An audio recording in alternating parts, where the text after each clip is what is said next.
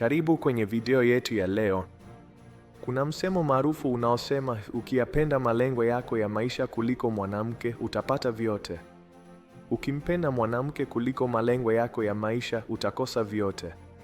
Leo tutachambua maana ya ujumbe huu na kwa nini ni muhimu kwa vijana. Malengo ya maisha ni dira inayotuongoza kufikia mafanikio. Bila malengo tunapoteza mwelekeo na nguvu ya kusonga mbele. Kila mtu anapaswa kuwa na ndoto na malengo ambayo anataka kuyatimiza. Mapenzi ni sehemu muhimu ya maisha, lakini hayapaswi kuwa kikwazo cha malengo yako. Unapomweka mtu mbele ya ndoto zako, unajiweka kwenye hatari ya kupoteza vyote, mapenzi na mafanikio yako. Jifunze kuweka mipaka. Kama unavyolinda ndoto zako, linda pia uhusiano wako, lakini usiruhusu uhusiano kuharibu malengo yako. Mwanamke anayekupenda kwa dhati atakuunga mkono kufikia malengo yako, na wewe pia utamdhamini zaidi. Kumbuka, mafanikio huleta uhuru na heshima.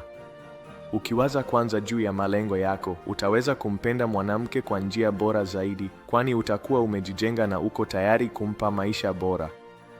Weka malengo yako mbele, jenga maisha yako na mapenzi yatafuata. Shukrani kwa kutazama. Usisahau kujisajili na kuwashirikisha wengine video hii ili ujumbe uwafikie wengi zaidi.